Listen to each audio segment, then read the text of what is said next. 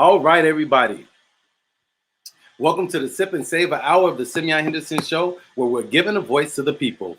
Sit back, hold on. I got two interesting guests coming on for you today. It's going to be a great show. I got my man Donte Diesel and Jay Davis in the building. It's going down. Let's get ready to have a good time. I'm representing Inglewood today. What are you doing? I hope you're tuning in, and I hope you guys are ready to go because we have a great show lined up for you today. Please share it with your friends, and let's get ready to get into the Simeon Henderson Show because it is about to go down right now. Are you guys ready? Let's jump into the Simeon Henderson Show where we're giving a voice to the people. It's time to go. Let's get it.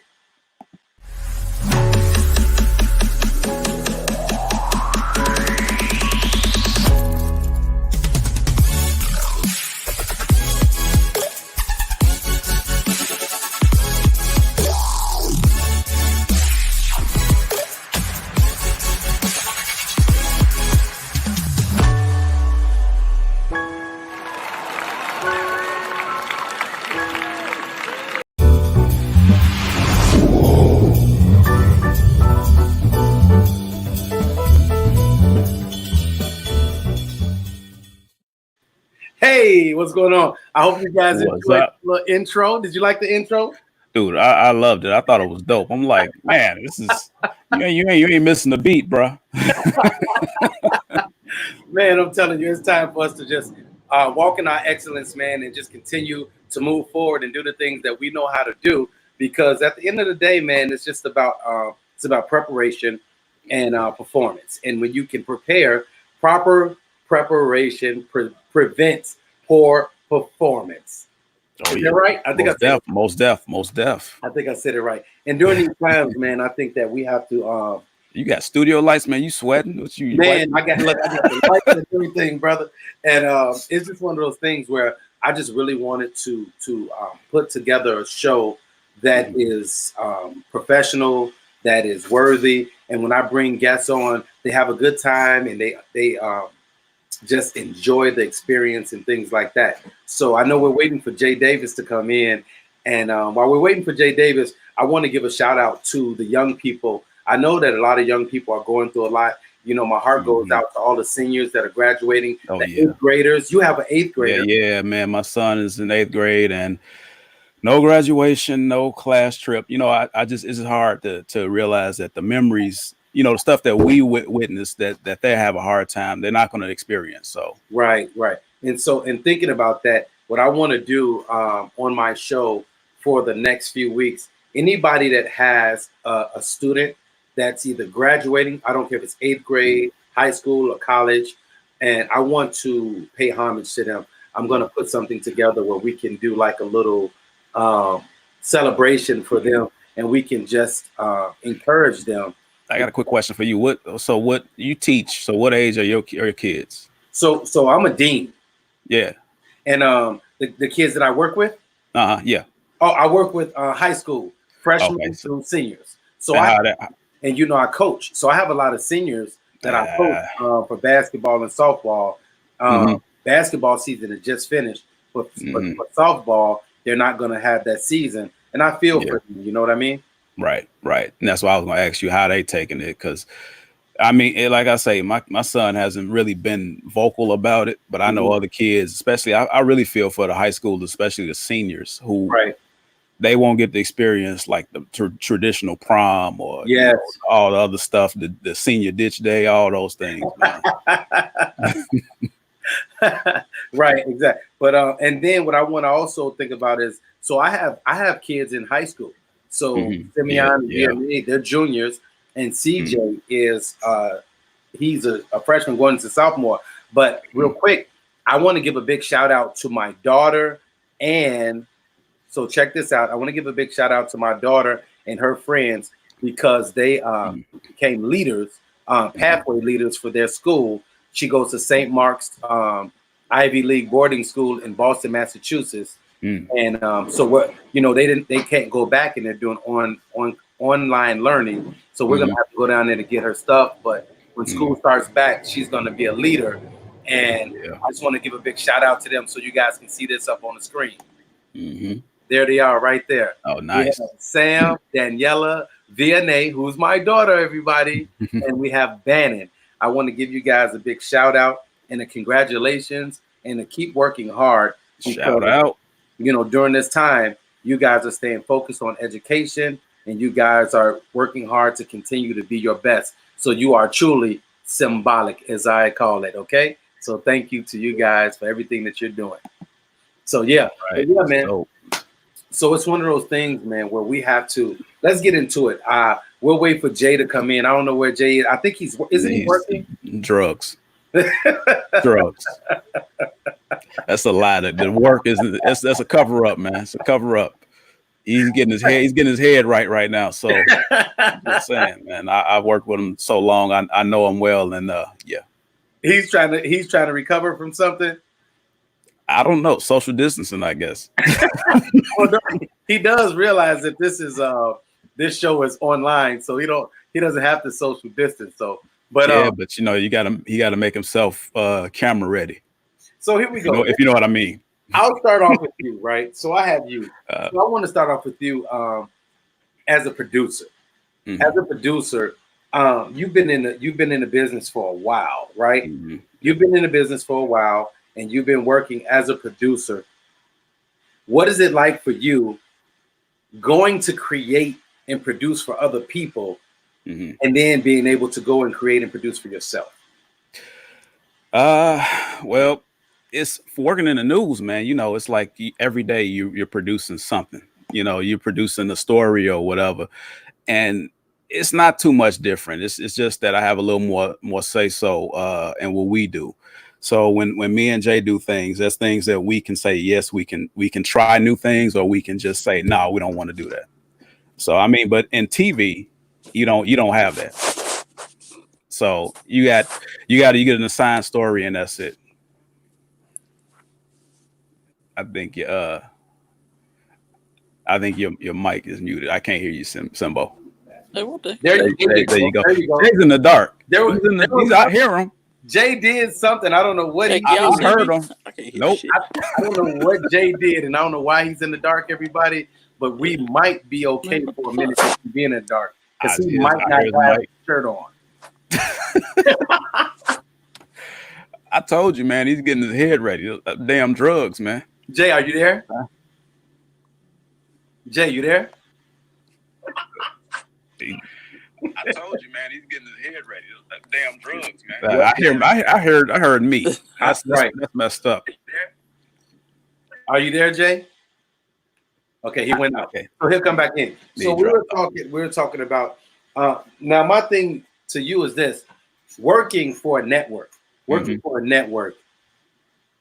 What have you seen and experienced that made you want to do your own? Well, I mean, when you deal with a day in and day out, man, you know, I know you're a fellow West Sider like myself, although you represent Inglewood. We grew up seeing some things, and you know, when you work in the business, you see those things all over again. Right. It's kind of like repetitive. You know what I'm saying? And so, like, what I wanted to do was I wanted to have more of a creative outlet. I got tired of doing the same stories, you know, the violence and the shootings and stuff like that. We had a few feel-good stories sprinkled in, you know, in between those. But, you know, look at him. He's here. What the heck? The nimble sex symbol. Hey, man, I was having technical difficulties. That's what it took him a long time to write the nimble sex symbol on his name tag. Is that a filter on your face? Because my screen cracked, brother. you look light skinned, and I know you're not light skinned. Yeah, you do, bro. You look light skinned, brother. I feel a lot of dark skin hate coming from across the screen. That's what I feel. You looking like, man? You got a haircut? A broke down Albie Shore.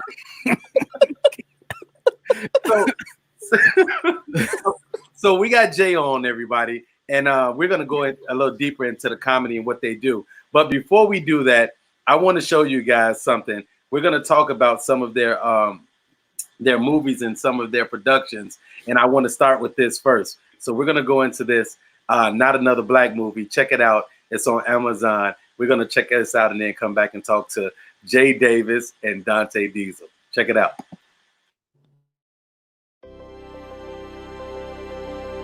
What happens when a family must deal with losing their beloved Big Mama? Grandma, please get better. I don't know what the family gonna do if you're not around. Hey, little man, what's going on? What the hell you doing here with our grandma? I'm in for my grandma. Who are you? We the Joneses. This ain't Shirley Phillips? No, that's Big Mama. Actually, Shirley Phillips is 305 Cold Blue. Ooh. This is Shirley Phillips. Grandma! Now to get their inheritance. Your grandmother has roughly $2.4 million cash. Ooh, I told y'all Big Mama sold cocaine. Remember? Family must get over their issues. I have no issues.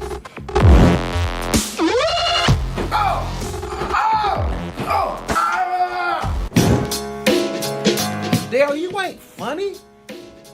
Jerry Seinfeld, funny. Key and Peele, hilarious. Tyler Perry and leggings, I love it. You ain't shit. Jimmy can't keep his shit in his pants. That's the problem, Pastor. Jimmy, I'm so disappointed in you, man. Cheating on a beautiful young lady like this, probably with some old 300-pound C-section Harambe looking heifer that you... Good God Almighty, praise Jesus in all his work. Look at this beautiful white unicorn from the fields and plains of Narnia. Was she dead before or after you slept with her? I don't think that's none of your goddamn business now, is it, Jimmy? Now, who the hell I'm riding with? What have you done to help her? Well, I put her in rehab a few times, but she just keeps... Shut your mouth! Stop it! You got a good woman and you steady messing around with skank hoes. What's wrong with you? Wait, what's a skank hoe? A skank and a hoe. Terry, what's good, bro? What's going on? Did he tell you for his bachelor party he hired a transgender stripper on purpose? Oh, hell no. First of all, Simeon stick his hair. Second, Jimmy! Terry tipped her the most. So this the man right here, huh? Oh yeah, that's Yeah, you ready, cut? Written by Jay Davis and directed by Donte Diesel Williams.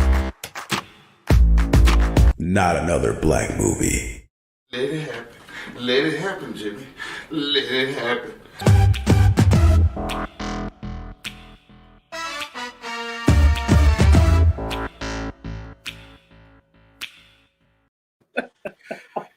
I don't know if I got that sleepy voice. Written by Jay Davis. And Hey, directed by. Hey, wait a minute. Hey, Jay, we got to What's talk that? about that old sexy voiceover he did. All right.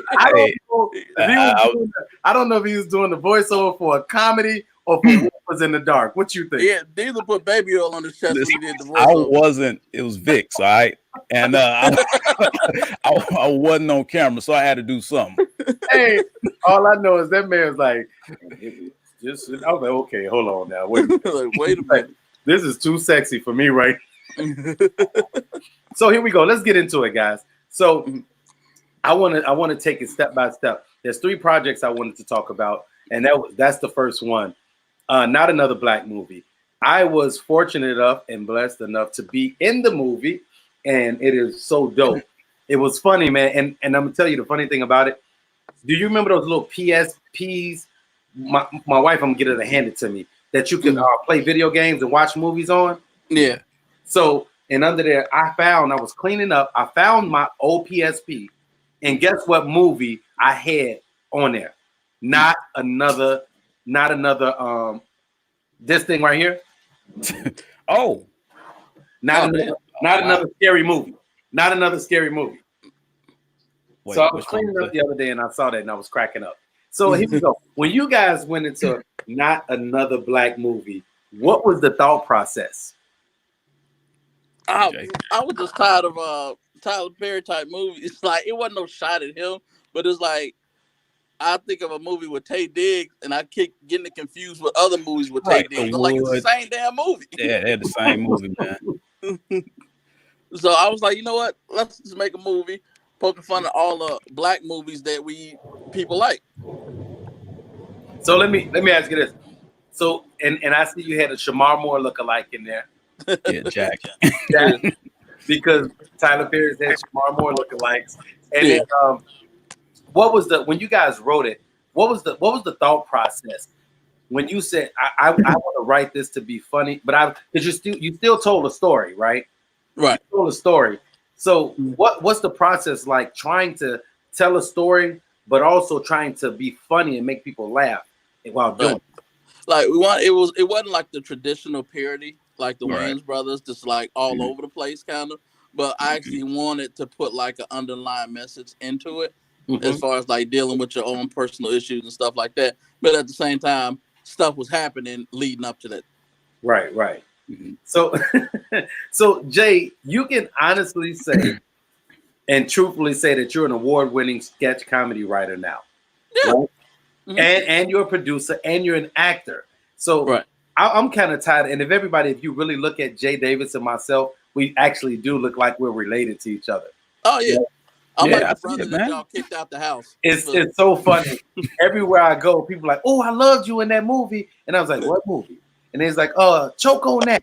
I said, "That wasn't me. That was my little brother, Jay." Hey, and people like, "Hey, I seen you in Black and Privilege." I'm like, "Wait, technically I was in it, but what did you see? Which character?" Right. I mean, people say they see me sometime. Like if you look hard enough in that one scene, you can kind of see me in the distance in Black and Privilege. You were there, weren't you, Donte?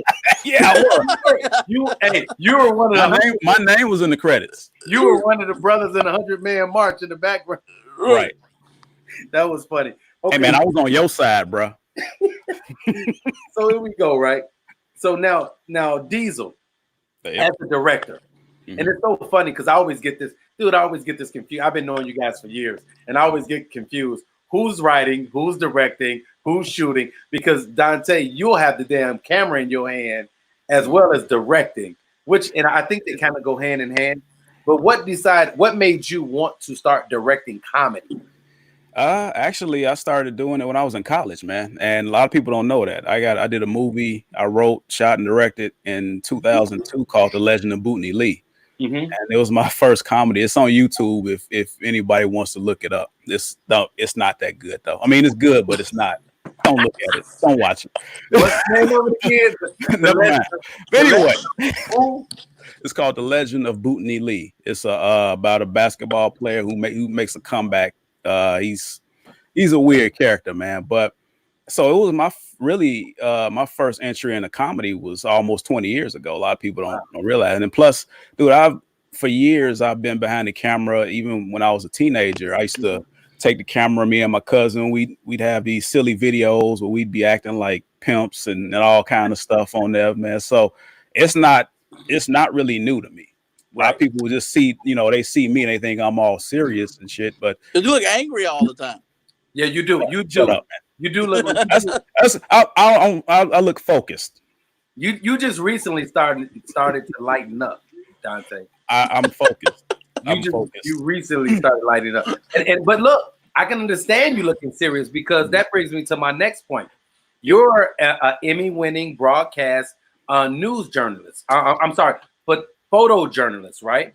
Yes, sir. And you've worked in the field for 17 years, and you've been a filmmaker for 20 years now, and then you won the 2018 the HAPA winner of Best Independent Film Director for Not Another Black Movie. So you have some accolades. You and Jay have some accolades to your work. What was it like for you when someone finally noticed? When I say noticed, I mean people saw the projects, but when you finally got recognition for it, what was that like? I mean, it was humbling, man. It was a humbling experience to be, recognized for it. It still amazes me sometimes when they put my face with a project, it's like, oh man, like you did such and such. And I'm like, yeah, I did. You saw that? And so it's still shocking to me, man, because I'm behind the scenes and Jay's always been telling me, hey man, you need to get in this, you need to, put your face in this or whatever, put in this project. And I'm like, yeah, I'll do a little bit, but I try to stay behind the scenes more so. Okay. All right. So Jay Davis. What's that? We know you're all out in the scenes. So let me say this. So when we when we worked on Not Another Black Movie, Uh-huh. there was a scene that we shot in your apartment. Right. And I had to get my face dunked in the tub. Right. Now, I don't know if that's still why I got this rash on the back of my ear. Right. But I don't know if it was in the script. But why was the tub so damn dirty? Look, okay, the night before, every shoot, I always go on Cicero and get like a night worker. And I was going to the Shamrock Hotel at the time, but they were booked up. So I brought it back to my apartment, and we had intercourse in the tub. And so I'm like, damn, we got to shoot tomorrow. Let me give it a quick once over. I don't want Simeon to catch an STD in the face. I didn't clean it as good as I thought, and I apologize. I told you he was gonna notice, man. You gonna notice? I'm like, wait a minute. I'm like, hold on now. I'm gonna have to like, what's this floating around in here, Jay? All right, I'm gonna have to call. I was like, they're gonna have to add a couple extra $100 for this scene right here. Right, Simeon had a pube on his head. It was gross. I was like, and then there was a cat in your. Then you have a cat. Yeah, King was running around. There's a cat running around. I'm like, you know what? And you know what was messed up for me was that I was hoping that it didn't show up on camera in the water. Like that short and curly. Look, he's like, damn, I'm getting an SCD in his eyes. We don't like we don't want to see it. The foggy water. But I'll tell you, I had a ball. I had a ball shooting that movie. I think you guys did a great job, and it was on point. And the thing I want to talk about, I don't want to skip over this. You guys did Not Another Zombie Movie. Yeah, bro. When I saw that, I was so mad I wasn't in that because it was just that was when we met you. You said what? I remember that was when we met you when we did the interview with you. First interview. That was so funny, bro. What made you do that? And I mean, you guys had black people, white people. You guys actually had great prosthetics. People looking like zombies. What was that? What was that like?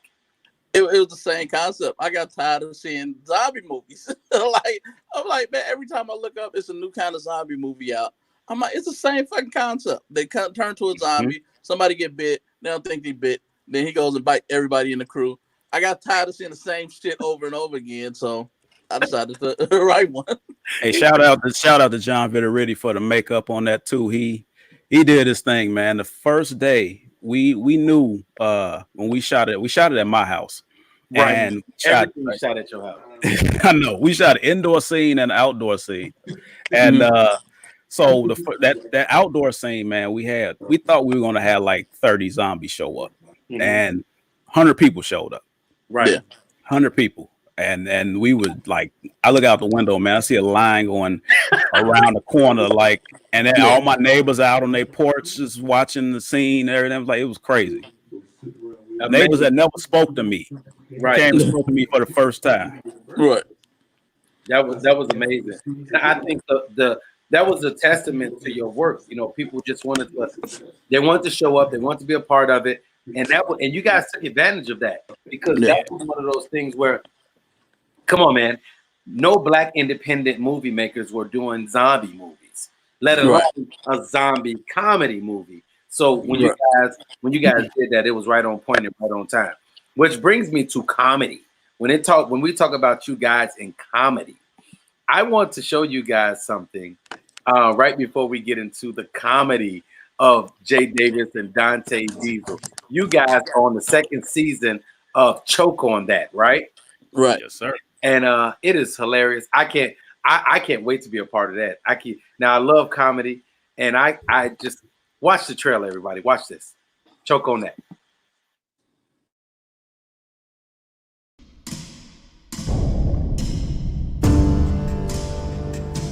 There was an idea to bring together a group of, unique people.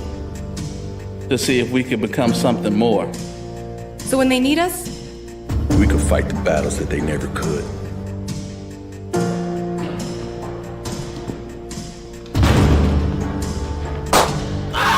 I'm out. We weren't very successful, but you can't save everybody. But you can make them laugh.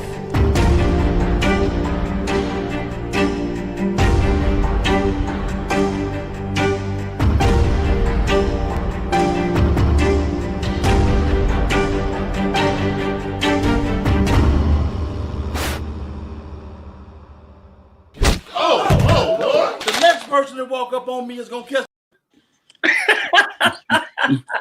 Lamont McNulty. McNulty, bro. Let me tell you something. When I saw that first trailer with McNulty in it, when they were in the meeting, when the white lady, bro, I think I text you immediately.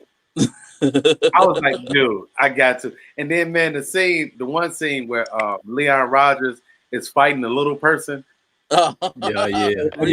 Everybody's turning against you, bro. It was just. So let me ask you this. I mean, there's so many different things with choconet that people are going to see. Start off with telling us, how did choconet come about, and what was it like taping it, and where can people see it? You want to do these? You go ahead, man. We came up with the idea together, but go ahead, man. When we first got together, it was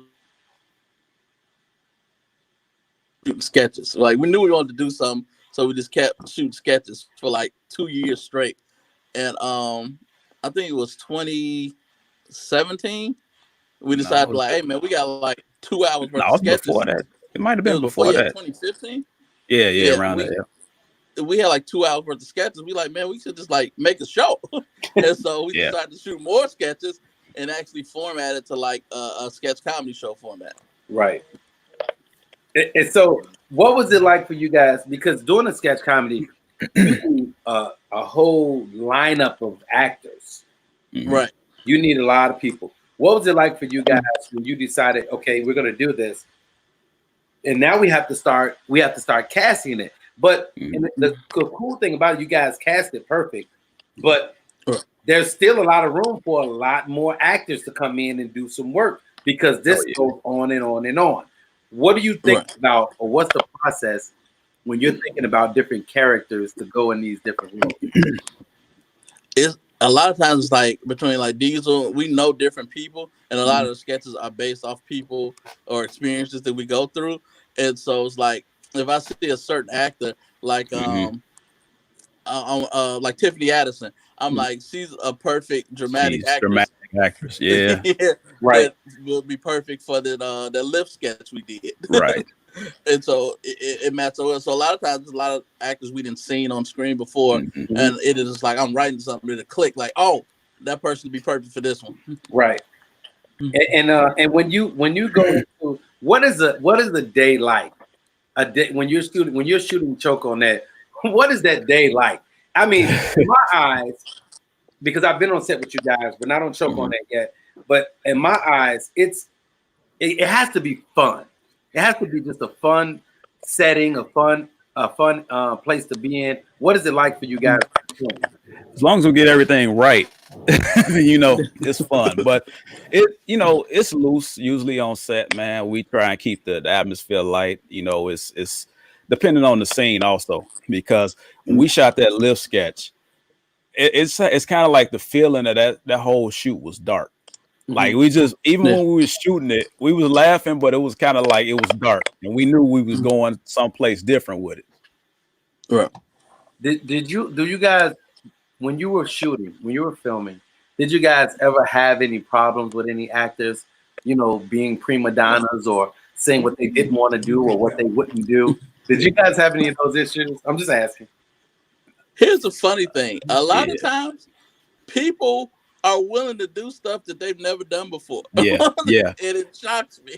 Especially for comedy, man. Like people want to, like, if they're dramatic actors or actresses, they kind of want to go out of the box and do something different than what they're accustomed to or what they're known for doing. Right. And so when we ask them, like, hey, can you do this, and like take it over the top, they're like, oh, okay, and they'll do it, and they'll go over the top. Yeah. And we haven't had this in a while, but we have fired a lot of people who call them like, "Hey man, you're supposed to be on set." Oh yeah, I had to go to softball practice. All right, good luck, man. Good luck with your swing. Yeah. And that's pretty much it. That's how it works. Yeah. And we just recast.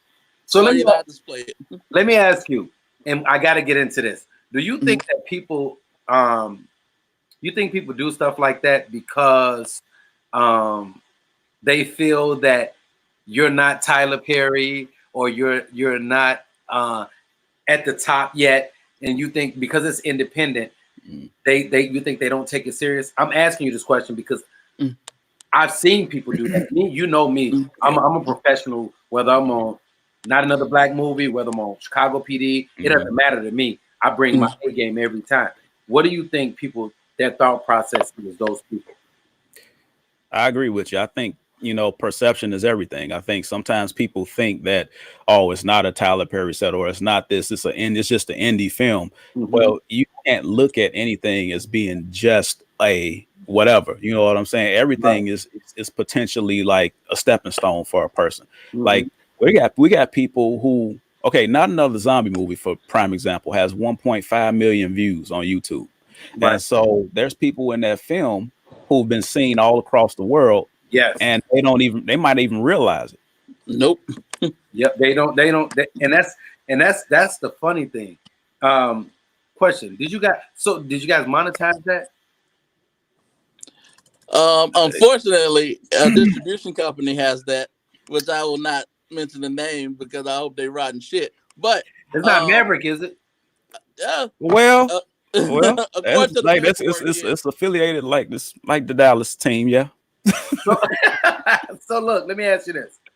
So I'm glad you said that. Let's talk about that really quick because a lot of people don't understand what goes into distribution and getting money from it, because people see me and stuff that's gotten millions of views, or it's always showing they're like, oh, I know you're getting money. Oh, I know you get paid. Man, let me tell you something. How do you feel like explaining it to them? Right. But what is that for you?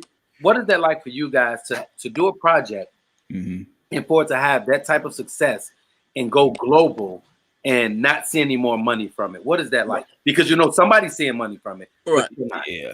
It was actually a wake up call, and it actually helped us realize that we can do this shit by ourselves. That's why when it came to Not Another Black Movie and Choconet series, we did self distribution, which worked out great for us. Exactly. Exactly. It's kind of like a slap in the face, man. And the one thing I hate to say as a bright side is to know that we're not the only ones. There's a bunch of people. I've seen stories like this on social media, on YouTube, that a lot of independent filmmakers, when they first release their first movies, they get into these deals, and then all of a sudden they don't see anything. It's kind of like when people get in the music industry. So, it's similar to that, man. But like Jay said, it was a wake up call, and other filmmakers got to understand also, if you got a following on social media, and you want to get your movie out there, there is a way other than to go through these companies. And speaking of wake up calls, speaking of wake up calls, here we go. So Jay, there he is. There he is. Let's wake you up really quick. Wake up calls, Jay. So I've known you for years now, right? And I know that, and this is just go with it. So I know you're in a position now where you're supposed to get married, right? And Donte, you're already married, and I'm married. And the reason I'm asking this question for you is, what is that like for you now? Finding somebody that you want to spend the rest of your life with, and that works with you, because she's always at all the premieres and everything. She's working the table. She's making stuff happen. You guys have even done some shows together. What is that like, being in the business and having your significant other be in the business as well? Because Donte, Diesel, and I, we don't know that part because our wives aren't in the business. Right. No, it's dope because she was supportive from like day one. Like, she watched all my stuff. I'm like, all right, I got to show her all this shit because I don't want nothing to come back and be like, hey, why you didn't show me this scene? So she watched everything from the beginning, and she, from day one, she was like trying to say, hey, let's do this, let's do this. She updated my acting, my entertainment resume. She did all this stuff, got some stuff trademarked for me. So it's like having somebody supportive like that, it makes it easy. Right. And go ahead. I'm sorry. Go ahead. And speaking of, I have known Simeon. I never told this story before, but Simeon peoned me when we first met. What? No way. No way. It was on what's the dude's name? Ray Berryhill show or whatever. And you did the interview. It was like inside of a store window, right? Yeah, that was on the north side. Yeah, and so Ray introduced me, like, "Hey man, how you doing?" He was like, "Hey, Simeon. It's kind of.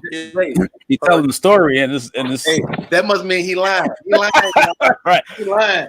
Froze up. He lying on me. Hey, we're gonna wait till you come back in and make him tell that story. This is pandemic TV, by the way, people. We got to hear this story. Maybe it was something incriminating. Hey Jay. Jay, you there now? Nope. We can't see you. We can hear you, but we can't see you. And the people didn't hear the story, man. Not sideways. So Jay, you got to tell the story because no one heard it. You got to turn your phone the other way. When we first met, it was at an interview, and Simeon was getting interviewed by this guy named Ray Berryhill, whatever dude name was. And so after the interview, he tried to introduce me to Simeon, and Simeon just gave me his card and kept moving. Damn. I was like, and it was on your card. You was like, had like looked like Blade, and you was holding a sword or some shit like that. Hey, but you still got the cards. You still got the cards, Simeon. Yesterday, my wife was cleaning up, and the story about me and my wife, we met twice. The first time I met her, I gave her a card, and on the card, I had one headshot, and on the other one, I had my shirt off. I had three. It was three. She got it. Where is it? She got it. But I had my shirt off on one. I had a suit on one, and then a headshot on the other one. And all of them was on there. She just found it yesterday and showed it to me. And I was like, "Why you never call me?" She's like, "I don't call everybody to give me their card, especially with the shirt off." I'm like, but yeah, I was like, "Oh, okay, nice meeting you, sir." but Jay. To your point, I didn't blow you off. I gave you my card so we could stay in touch. Okay. If I was blowing you off, I would have gave you one of these. I would have gave you a bruh man that kept going. Right. I gave you the card so we can stay in touch. Right. I never. That's called being a professional. If you wouldn't have just told that story, bro, I would have never. And that was like what 10 years ago. Man, that was 10 years ago. Yeah, like 2010, 2011, something like that. That was like, so I don't remember that. See, it was a long time ago. And now I be stalking you. Let me say something, and I'll say this out loud. Donte Diesel and Jay Davis can tell you, especially Jay more than Donte. I stalk him. Because I think he has a brilliant comedy mind. I think you have a brilliant comedy mind, and I'm always learning from you, bro. It's hilarious. So, thank you. I try to use the fact that everybody think we're related to make you need to figure out how to turn his phone the right way. I'm just saying. I'm like, Jay, we are related. So everywhere I go, I tell everybody that's my little brother. And then and even with Diesel, because our hair is the same and we're both kind of swole. He's swollen than me though. He eat weights. I don't. I left him. He eat them. Yeah, my waist on the other side of this camera. And then and I'm always calling you guys because you guys have always helped me and we've always been there for each other. But you guys want to get it right and you guys are professional. So I think if we surround ourselves with like-minded people, we can do much more. So what do you guys think? How has it been for you guys working with other independent producers and directors and writers? You know, it's good to actually see how other people work because you always kind of bounce ideas off of people or you get ideas from other people and you kind of see like, okay, so he's doing it this way. Maybe I should try and do it that way too. So it's kind of like, it's a good thing. You can learn from other people regardless how much experience you have. Right.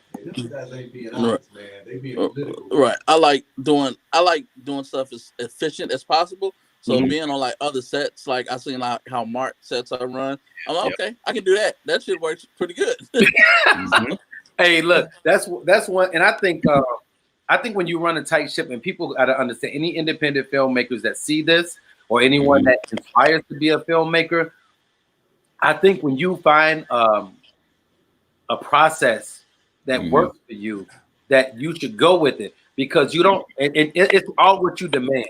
If you tell your actors, I need you to come on set, I need you to be ready, and we need to get these shots and we need to get it going. We can play later, you know, but when it's time to shoot, it's time to shoot, you know. Right. And I think that once you have that, when you have that relationship and you have that that's what people, that reputation of being professional and getting it done.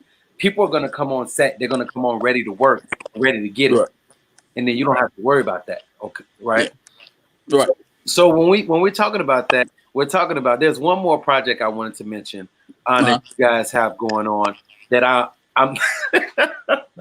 It's so funny. I'll tell this story when we come back. But we were supposed to be shooting during the pandemic, and I sent Donte and Jay a message. I'm like, hey, we still shooting this weekend, right? They was like, no. Nah, damn it. We can get through it. But guys, check this out. This is would have had us on that on Facebook like that house party. This is Stepdads, the series. We'll be right back in a minute to talk about it. Take a look. What if your girlfriend died while cheating on you? Found out this week my girlfriend was cheating on me with my best friend. Both of them died in a car accident while she was going down on him. How do you think I'm feeling? Shitty. And you get stuck with her kids. Are you putting me on punishment, man, or crazy why I got killed a whole family, man? If mommy comes back as a zombie, do you think she'd be a flesh-eating zombie or the ones that only eat your brain? Why would a perfectly good Caucasian like yourself want to raise two African American kids? Go out into the world, enjoy life, enjoy white privilege. They don't have any immediate family, so pretty much all they got. With help from your foster brother, what could possibly go wrong? I'm here to make sure my baby brother be the best stepdad that he can be. That's it, clap.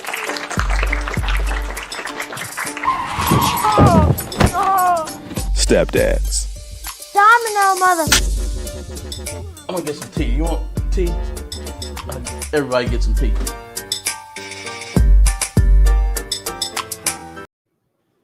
Domino, mother. Jay still working. Look at him. He turned around at his desk.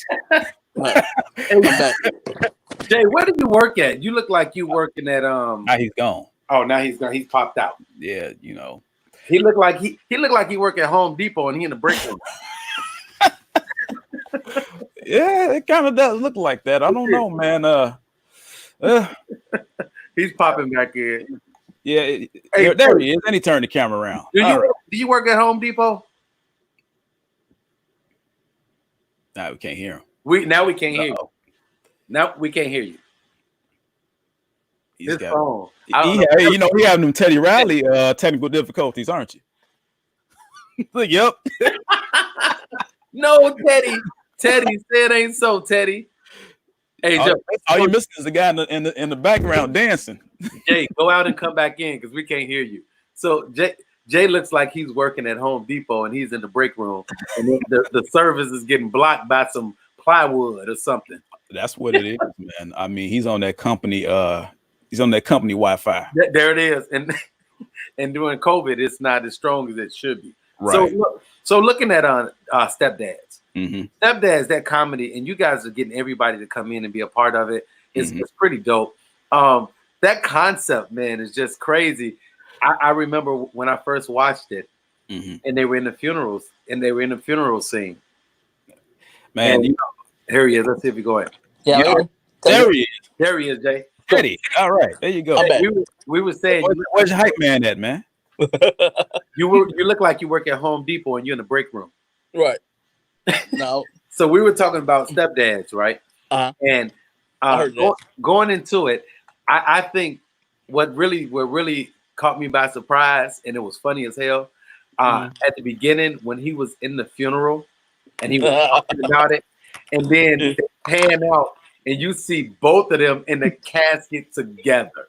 Yeah. What the heck? Who comes up with stuff like this, bro? Hey man, that lack of insurance, that's the kind of thing you think of. Yeah. And it worked out perfectly that we were able to find his boy's funeral home. They had the double wide casket. Yeah, that's a big person casket. Oh yeah. Let me ask you this: looking at that story and the different stories that's coming to life in Stepdads.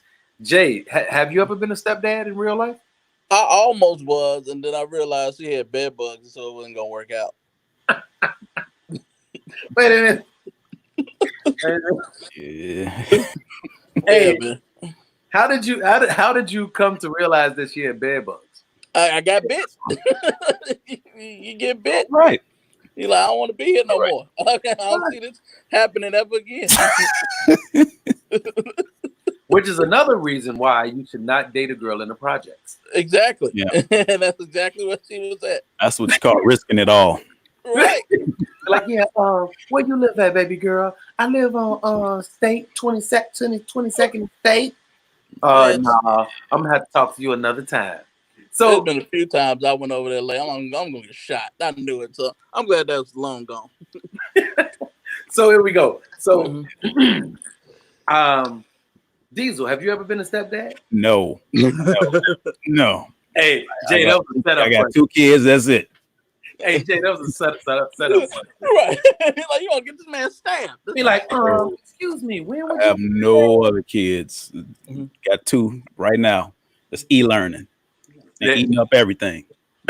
So, Jay, when you're writing for stepdads, I have to know, where does the inspiration come for these characters and the stories that you're taking them through? Because some of them are just outlandish. Like you sleeping with the ex-friends, fiance, all that stuff. What's going on? I mean, I had a lot of these. I wrote this. I started Stepdads like 3 years ago, 4 years ago, and I wrote it out.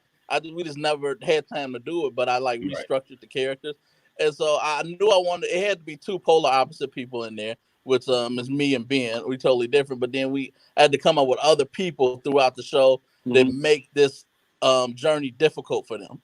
Right, and it was kind of difficult. But so what was the? So you guys are stepbrothers, of course. Yes. And you guys are stepbrothers, of course. And what is it like working with Ben? Because I've met him outside of watching him.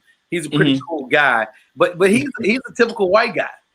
Ben is he is a typical white guy, and that's what helps add to him. He's like, as far as acting, he's a monster. He's great. He's a great actor, man. However we want him to act, he does it, man. He brings it. So yeah.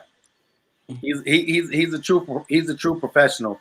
I think that when you cast him, that was a really good fit because he knows how to play those different nuances. I love the way that it's not like a white guy trying to be black. Exactly. It's a white guy being who he is, and he's just figuring out how to maneuver and move through these situations. One of my favorite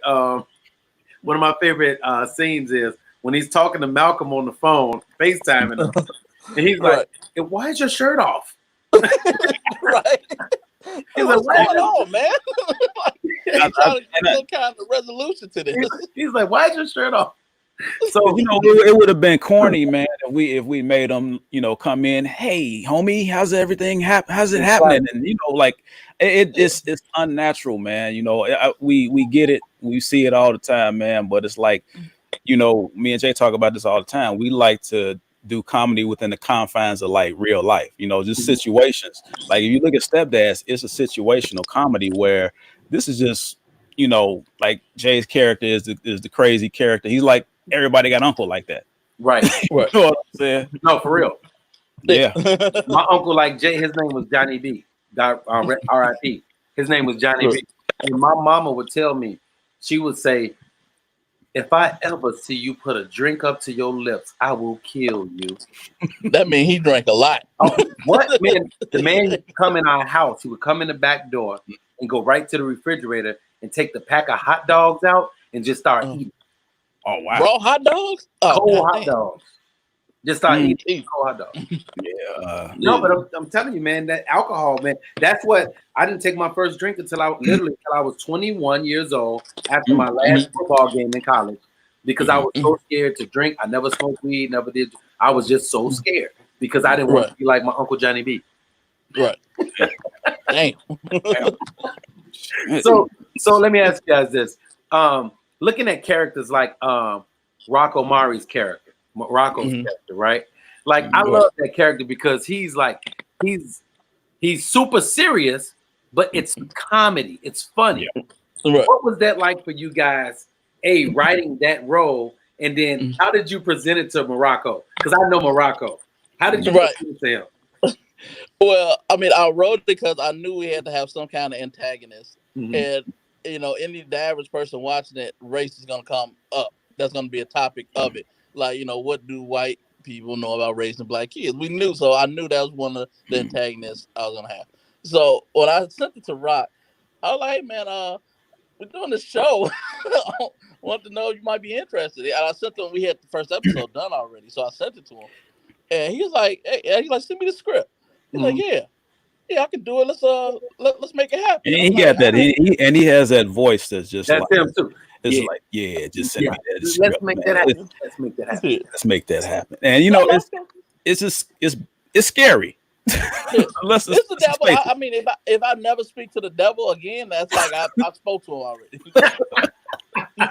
Just saying. But this is how I know. I thought it was good. I thought it was really good and thought it was funny. And when I saw that Rock was a part of it, that just solidified it for me because he's very particular. He's very meticulous in what he does. And I knew, but like I said, I knew you guys were always brilliant in bringing something different and refreshing and funny to the table. And when you guys did Stepdads, I was just like, wow. I was like, I'm like, who comes up with this stuff? Like, I write like creative stuff when it comes to motivating people, but I just wrote something that I went deep on. But when I look at the stuff that you do, bro, I'm like, who thinks like this? Right. And the same, I can't do motivational stuff because I get frustrated. And I salute to you because I see it. I'm like, man, at the end of the day, let's give up. If you ain't got it by now, just fucking give up. It ain't gonna work. Hey, people ask me, Jay, they say, look, I gotta ask you this question. How in the hell do you come up with something to say every day? And I told him, and somebody told me, you guys know Nicole Reed.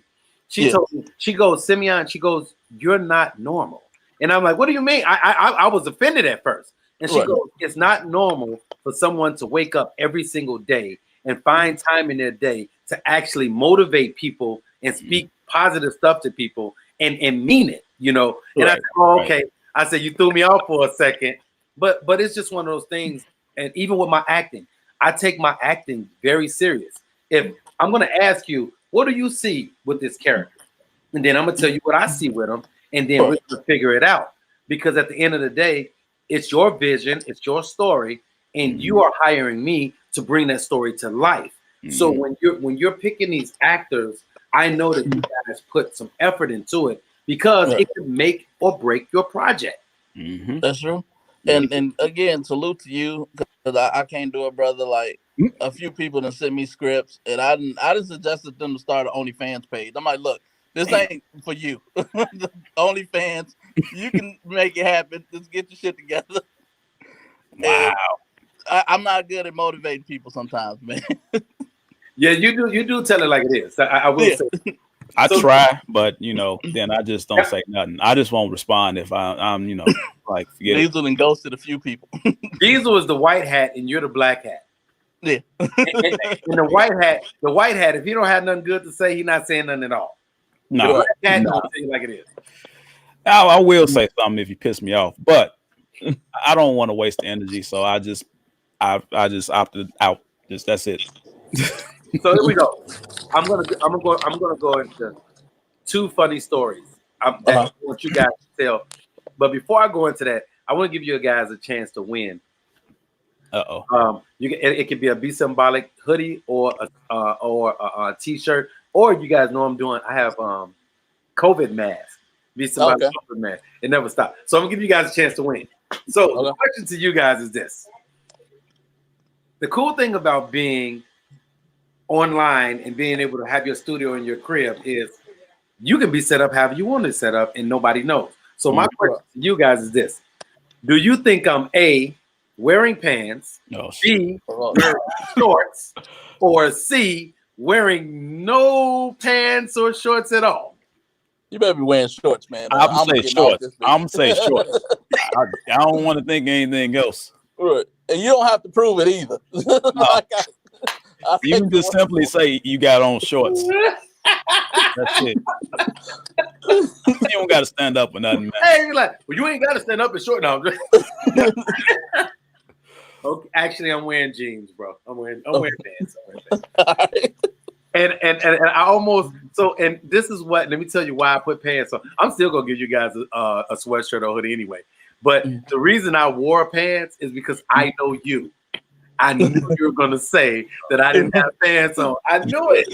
Simeon in the drawers talking to the world. Be like, yeah, Diesel, can you do me a favor and not speak in your sexy voice right now? I got my undertone. Right. I'm exposed right now. So here we go. Before we get out of here, I want you guys to do me a favor. Tell me, and I'm gonna start with you. I'm gonna start with you, Donte, because ain't no telling what's gonna come out of J mouth. True. Right. So tell me one of your funniest or weirdest stories while filming a project. Shit. I mean, the classic is us getting arrested. That's just. Well, we only got arrested once. Well, we got arrested once, but we've been encountered by police like about 8 times, something like that. I ain't who's counting though. It could be more than that. But yeah. So what happened when you got arrested? We were filming a sketch. We were filming You've Been Shitted On. Was that our first one or second one? That was like the second. Okay. I think it was second. We was filming a homeless prank. No, it was because we shot the sketch twice because of that. We had to reshoot it. And we were behind, we shooting in the alley behind Jay's parents' house. And I guess him and comedian XL, XL, I guess, the method actor, and he got loud, and the police were down at Dunkin' Donuts, and he was magically there. Like it was quick. Then it didn't seem like it was quick, Jay. It's like he got pretty fast. And so he starts asking like for our IDs and stuff or licenses and shit, and I'm like giving them. I got press credentials and stuff like that. Like, I want to see. Everybody else gave them their license, so I'm like, all right, I give them my license. I don't even see Jay at this point. I don't know where I don't know. I'm like, where did he dip off? And so I hear something come back on the radio, and he's like, "Yeah, we're gonna have to take you into custody." And I'm like, "What?" So he takes me. He says, "Yeah, we got a warrant for your arrest." I'm like, "What?" And so they take me to the truck, and Jay's already there in handcuffs. Jay was in there. What's that again? You said Jay was already in handcuffs? Yeah. I had a traffic warrant that I wasn't aware of, and apparently they don't like that. Yeah. So, long story short, man, we in the jail, and they're asking me all kind of questions. What kind of tattoo? You got a 6-point star tattoo on your left arm or right arm or something? And have you ever been to Randolph County and all this stuff? And like, no, I ain't seen it. I haven't been any of those places. Or no, I don't have any tattoos, nothing. Right. They took our shoestrings. Like we were gonna kill ourselves. And then in the end, Jay signing autographs. and we had a possible police officer for future sketches. He didn't even have to audition. He just asked. Well, yeah, you got it. You kind of in control right about now. Okay. Jay, what's one of your most crazy stories? All right, this is happening on my second movie, Shots Fired, I did. So in the scene, and it involves a bathtub, coincidentally. Yep. And the scene, this guy was getting murdered in a bathtub. So he's in the bathtub, fully clothed, and the guy was like fake stabbing him. So we shot the scene, cut. I'm like, hey man, get him a towel. So we out talking about the next scene. My man gets butt naked and comes to the doorway and just stands there. Mind you, it's a house full of people. It's about 12 to 20 people in this house. And women, everybody. And they're like, what the hell? And he's just standing there, a redhead guy, naked. And like nothing wrong. I'm like, well, hey man, what's wrong with you? He's like, oh, you Americans are so caught up with clothes. I'm like, dude, you're American. What the fuck are you talking about? And so we had to give him a towel. I'm like, hey man, you can go. So, I am glad I was not a part of that shoot. That's the weirdest shit. I've been seeing them since. That sounds like a Mr. McNulty shoot. Yeah. We're going to talk about why it's important to wear clothes around people. Yeah. Oh my God. Man, I always appreciate you guys, man. I always have fun with you guys. I always laugh. I know it's gonna be a good time. And just let everybody know what's coming up. What's next? Okay, so really quick, before we go there, we're gonna end, but I have to ask you guys this. How are you guys being creative and dealing with the pandemic? I have to ask that question. I've been writing. I do a show every Saturday called Creative Hustle. Yeah, I want want like a random creative or whatever. And I've just been writing and planning stuff when we can shoot again. That's pretty much it. Okay. I've been I'm still writing. I got actual some shows, some scripts written right now. And I'm working. So I'm still working in the news. I'm editing almost every day. I'm still a part of the newscast. So, you don't see me because I'm behind the scenes. And then I got some other stuff that I'm working on, some visuals that I'm working on, as well as trying to finish up editing sketches for Choconet too. Right. Choconet season 2. Okay. All right. So, man, I appreciate you guys taking the time. And everybody, this is Jay Davis and Donte Diesel. They're the creators, the writer and directors of Not Another Black Movie, Choconet, Stepdads. We can go all the way back to Not Another Zombie Movie. And they've done a plethora of movies, and they have a lot coming up. So make sure you guys stay in tune. You guys can follow them on social media. It's on the screen at Jay Davis TP, at Donte Diesel. Make sure you guys support my brothers.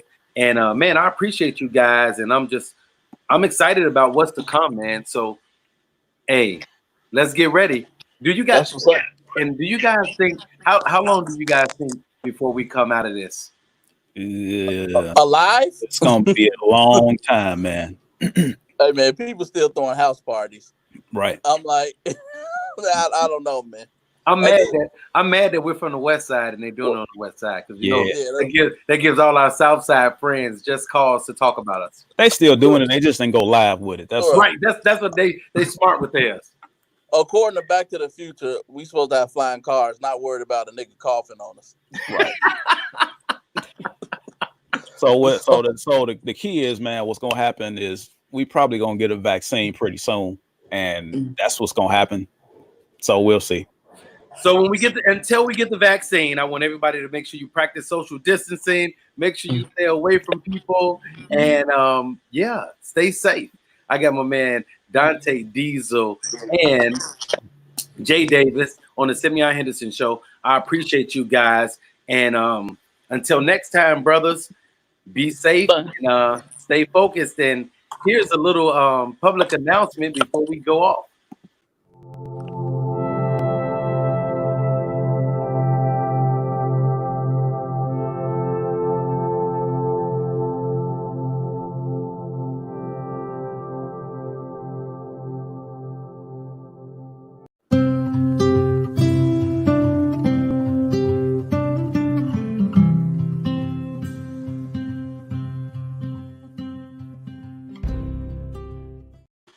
All right, that's it for us today. Jay, thank you so much. Diesel, thank you. I appreciate you guys, man. I'll be talking to you guys offline. You guys be safe, man. I love you, brothers, and I'm looking forward to what's next from you, all right? I appreciate it, bro. All right, man. Thanks for coming on the Sip and Savor Hour. Man, Jay just bounced. He did. Yeah. Gotta get back to work. I'm back. Y'all see? All right, his break is over. All right, Diesel, I'll talk to you later, brother. All right. Okay, everybody, you've been watching the Sip and Savor Hour of the Simeon Henderson Show, and I have my brothers Donte Diesel and Jay Davis on. Thank you guys so much for tuning in. I appreciate you so much, and we will see you tomorrow on the Simeon Henderson Show. Have a great day and be safe.